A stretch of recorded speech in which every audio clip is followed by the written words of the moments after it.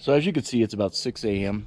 and I'm out here working on this 74 Austin Marina.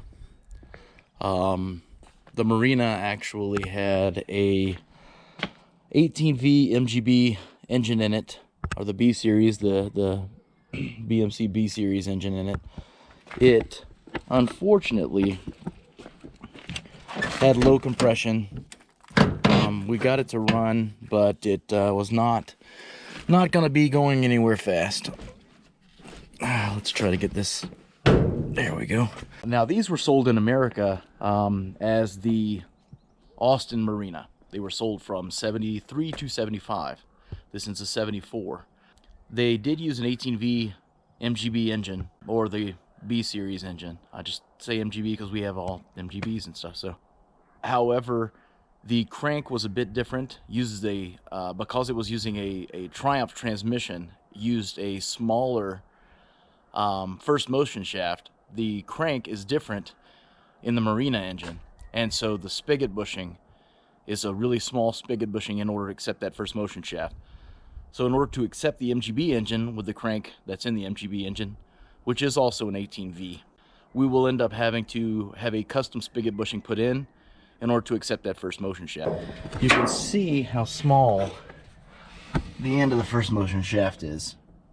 Now, obviously I'm going to have to clean up the inside of this bell housing and probably get another throwout bearing.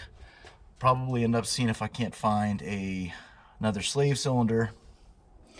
I did pull the engine. All this stuff is either later in the video or before. Not 100% sure where some of the stuff up is, because over the past couple of years I've done some things to this car and it's had to be put to the side. So I don't know what clips of this and what clips of the other stuff's going to end up where in the video. So we'll figure that out. So here's the car when we first got it. It was dropped off, and it's not a bad looking car. It's obviously seen better days, but these are kind of unique. We don't have them here in the States that much. So the engine is dirty, as all of them are, and the interior is just complete crap, as they usually are. I like the car's shape. It looks really good in my opinion. What I'm going to do over these next set of pictures is basically show me, I pressure washed it there, kind of clean some things up. I'm going to go through, see what the lines look like, and see where I'm at with the engine as a whole before doing a compression test, seeing if it runs or anything like that.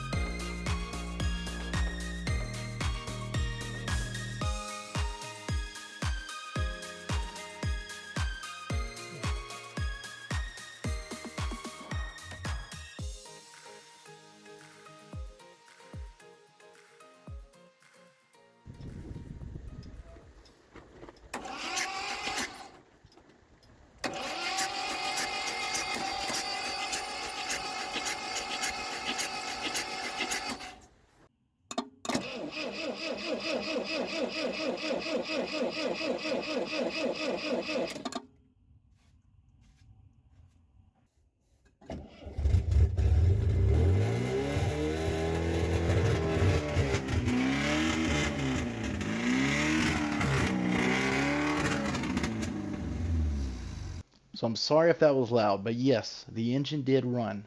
However, compression in at least two of the cylinders was not good at all. And I knew that going in before I even started the car, but I just wanted to see if it was going to run before we ended up having to take everything apart and swapping stuff out. Um, So going forward is going to be a lot of different pictures and stuff. Coolant passages all completely blocked up. Just lots of different things going on until I could find out what was going on with this engine, if it's worth putting this one back together, or if it was worth just go ahead and putting another one in.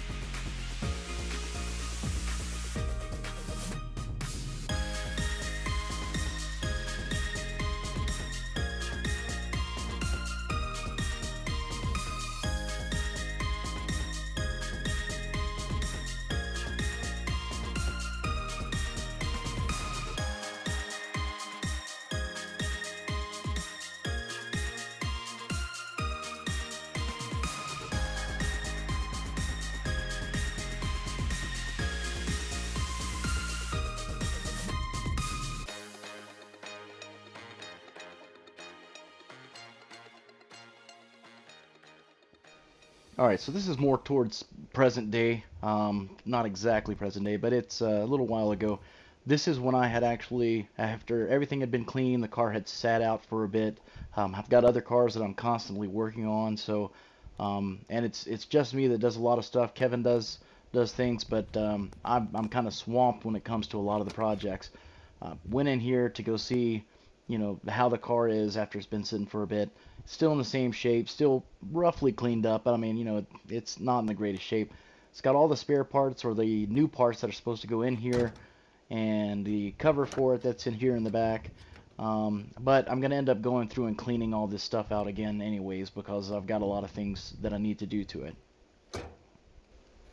Right, I'm probably in the minority, but something about the shape of this car and the way it looks is, to me, it's just a really cool little sedan. Okay, so this is the engine that's going to be going into the Marina. I actually remember exactly where we had picked it up from. We picked up a MGB. It came with a spare engine, and I'll show you. So we originally purchased the MGB. It had an engine inside the car and an engine just to the side. So what we did was we actually hooked up a starter, did a compression test on it. The compression on all four cylinders were over 150, so it was in good shape. We put it onto a stand, and it's been sitting there for a bit so we can use it.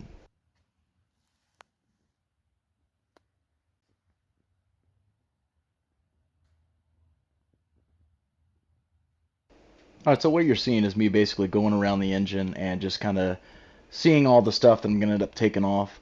Obviously, I'm going to pull the water pump and all the gaskets and everything else. Essentially, I'm going to strip the whole head down. I'm taking the side covers off, the head, like I said, everything. So that way I can check and see what the valves look like.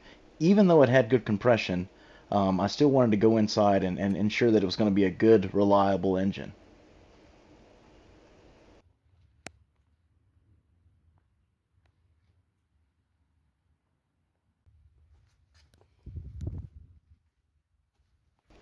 All right, something that needs to always be addressed, almost any MGB engine that's sat around, is the cooling passages, the thermostat housing, and everything to do with the water system.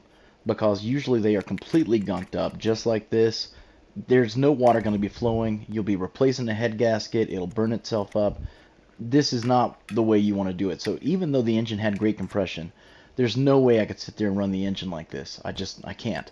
So, I mean, it would be gone within, I don't know, the first day. So, once I pull this water pump off, you'll see how bad it is on the inside where the cylinders are.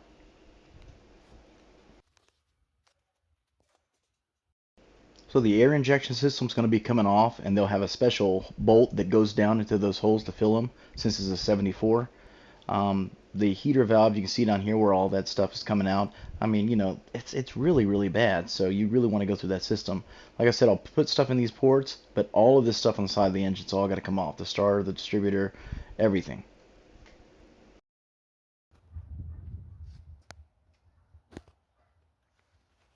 All right, now that all the engine's stripped down, I can sit there and start to get ready to take off the head. One thing that drives me nuts though is all this residue when people glue the valve cover gasket to the head. It leaves all this residue. If it's done correctly, you shouldn't have to do that. Here I've taken off the rocker arm assembly so that I can get ready to pull the head. There are all the push rods labeled and everything. I'm sure many of you probably do the same thing. This is the way I was taught to do it. As you can see, the head has been separated from the block.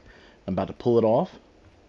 And there is the surface of the block. So all the coolant passages in this are blocked up, just like I said. So that's got to be cleaned up and gone through, because even though it has great compression, it's still not going to be worth putting together. Not unless it's all done right.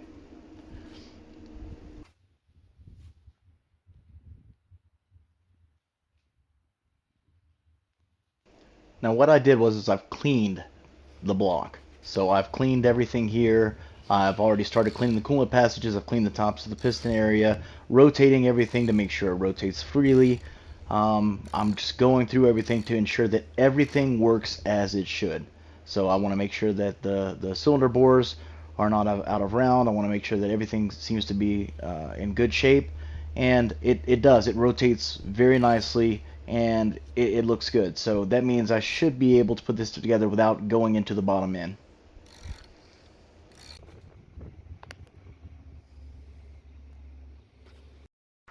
So here we have the cylinder head.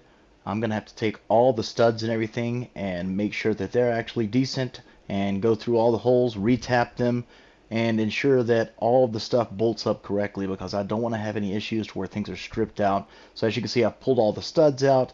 I'm cleaning up the coolant passages in the head, and just kind of overall going through everything, like I said, to ensure that I'm not having any issues with this thing. I want it to be super reliable.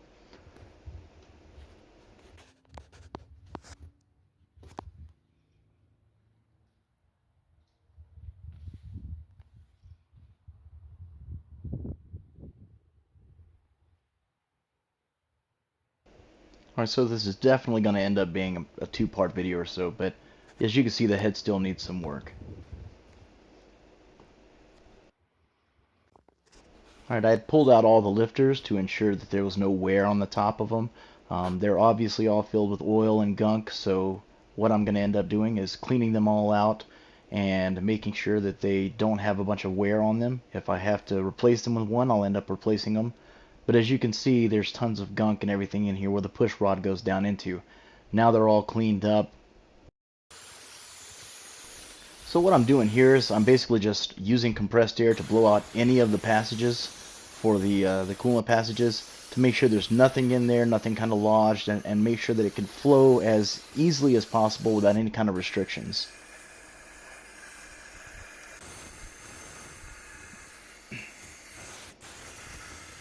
Alright, now that I've cleaned that up, it's time to ensure that the valves aren't leaking, so I fill up the chambers with fluid and let it sit for quite some time.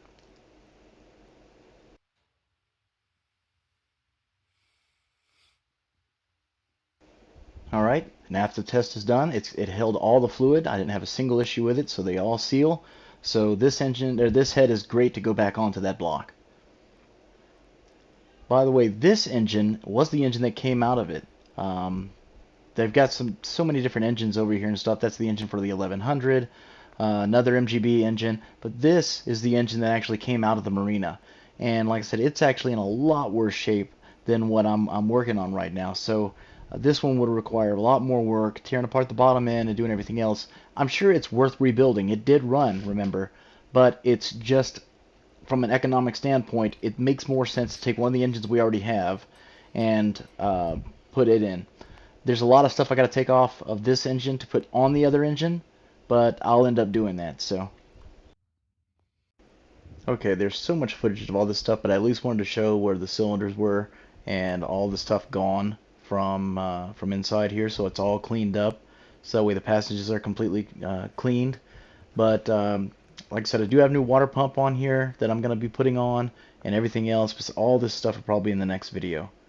Well, you can tell, obviously, all the ports are cleaned up, all the threads have been retapped, everything is ready to go back together with the new parts.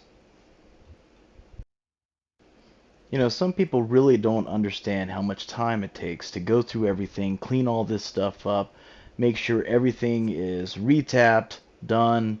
You know, I've got to clean the surface of all this stuff, make sure it's in good shape.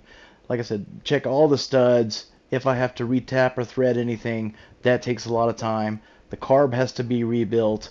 I mean, it's just so much work. So much work. But it's fulfilling seeing it all work. It just, it's a lot. So anybody who does car restoration, I'm sure they know how much labor is involved and just how dirty you get at the end of every day. Anyways, guys, thanks for watching. I'm uh, I'm swamped with all kind of stuff right now, so there hasn't been videos being edited and so on and so forth, just because working on stuff versus editing video, and then there's spending family time. So I'm horrible at juggling it all, but I'll get better. Hopefully, I'm trying to figure it all out. So maybe I can get my daughter to do some of the editing and stuff like that, and pay her instead. So that would help out. But anyways, hope you're all doing well. Take care. See you later.